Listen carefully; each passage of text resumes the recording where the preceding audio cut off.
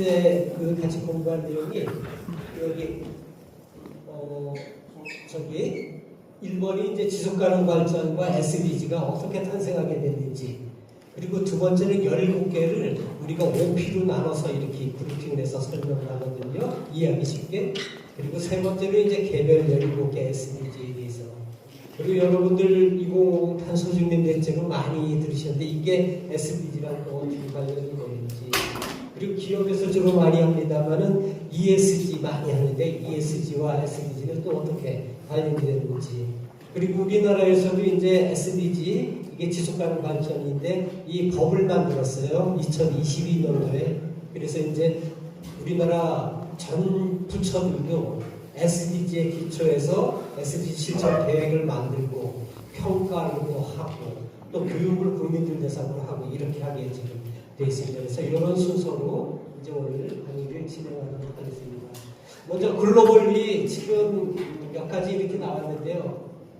극심한 빈곤에 처해 있는 인구가 7억 명이나 됩니다. 이게 무슨 얘기인가니 하루에 2.15달러, 그러니까 우리 돈으로 하면 3,000원 정도 되겠죠. 옛날에는 1불 기준으로 했다가 이제 물가가 올라와서 2.15불 했는데 그렇게 7억 명이나 지금 아주 하루에 2.15불 미만으로 생존해요. 우리나라는 이제 잘 실감이 안 나죠. 옛날 엄청 잘 사니까. 근데 아프리카라든지 그 동남아시아라든지 이런 것들이 적히나 나와요. 그리고 밥도 못 먹고 만성적인 기아에 있는 인구가 8.2억 명이나 돼요. 이 우리나라 잘 상상이 안 되는데 우리나라도 옛날에 해방되고 그때는 굉장히 어렵고 그랬을 때 생각하다가 그렇구나.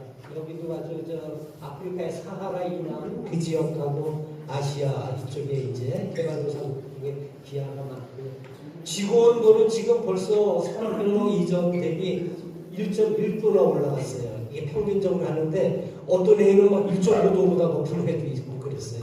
그래서 우리 목표가 산업혁명 이전보다 지구온도가 1.5도보다 더 높아지지 않게 기후저지선이라고 그러거든요. 그렇게 하는 게 목표였는데 벌써 이제 1.1도나 평균적으로 올라갔거든요. 이제 얼마 안 남았어요. 1.5도. 그래서 우리가 지금 아주 행동을 해야 된다는 얘기죠.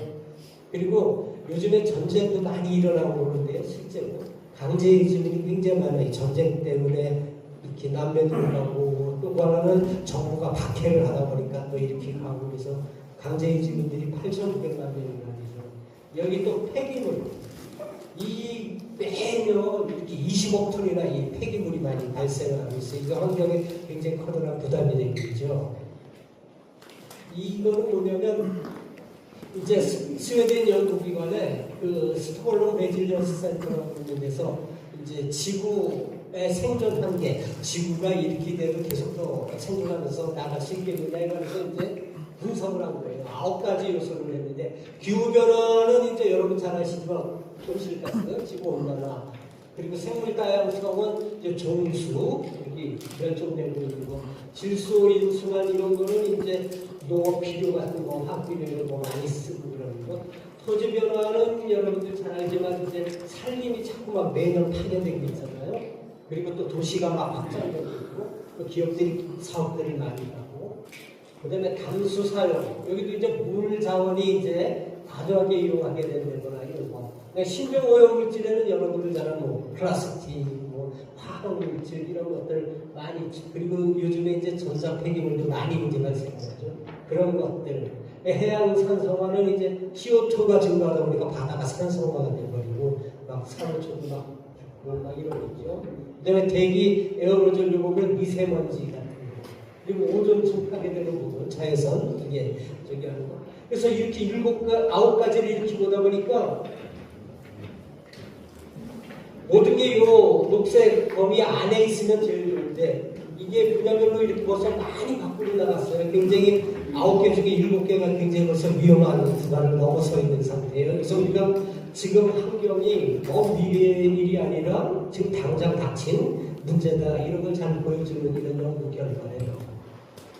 우리나라도 이 SDG 관련해서 뭐 여러 가지 멋진 부분도 있지만 참 아쉬운 부분이 많이 있죠.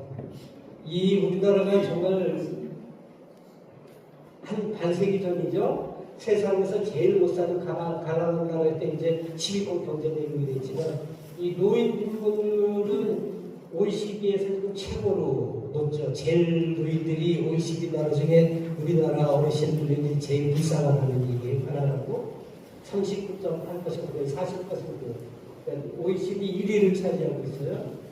그다음에 우리나라가 요즘 여성 권익이 많이 향상되고는 있지만 아직도 성별 인구 격차가 이게 31%나 돼가지고 OECD 평균보다 우리나라가 굉장히 여성 인구 격차가 굉장히 차별이 심하다는 얘기예요. 또 더 아픈 부분은 이 자살률.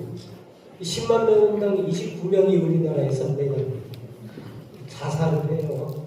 얼마 전에 또 신문에 전해 났더라고요. 40대가 한참 일을 해야 하니까 40대가 사망하는 그 원인이 뭐 암도 있고 뭐 여러 가지 있는데 자살이 원인이 제일 높은 걸 이렇게 신문에 났더라고요. 여러 가지 경쟁도 치열하고 참 그런 가운데서 우울증에도 빠지고 그러다 보니까 자살, 정신건강 자살 이게 우리나라에서 굉장히 문제고 그다음에 그 화석연료를 많이 쓰고 있는데 재생에너지를 많이 써야 되는데 우리나라는 아직도 이 OECD는 평균이 36% 정도 재생에너지를 쓰는데 우리나라 아직 10%밖에 안 돼서 우리 한국 신재생에너지협회 저기 서희 부회장님 오셨는데 잠깐 일어나셔서 인사 한번 하시죠. 이만희 부회장님이십니다. 이 재생에너지 비중이 우리나라는 OECD보다 이렇게 낮아서 이걸 굉장히 많이 늘릴 필요가 있고 이거 국회 여성의원 비율도 OECD에 비하면 굉장히 32%인데 우리는 17%밖에 안 되죠. 이런 문제점들이 있는데 또 훌륭한 점도 있어요. 우리나라는 기대 수명이 지금 83세 정도 되는데 이게 OECD에서도 최고 수준이고 일본 85세고 우리나라 스위스 83세 정도 된 수명은 굉장히 높은 편이죠. 반면에 아프리카 이런 데는 50세밖에 안 돼요. 그러니까 우리나라나 아프리카 사람이랑 평균 기대 수명이 30살, 30살이나 차이가 나죠. 그런데 교육 접근성 우리나라는 굉장히 높죠. 보편적 초중고교육은 이미 되고 있고 대학교도 거의 70% 이상이 우리나라는 청년들이 다 대학 가거든요. 세계 최고예요. 그런 거는 뭐 ICT 프라이드 제일 좋은 건 여러분들이 잘 아시는 거예요. 이렇게 문제점도 있지만 또 이렇게 훌륭한 점이 있어서 훌륭한 점 더 잘 키우고 문제점들을 개선해 나가는 노력을 SDG 측면에서 해야 되겠다는 생각이죠. 그래서 옛날에는 발전 그러면 경제 성장만 생각했어요. GDP 성장.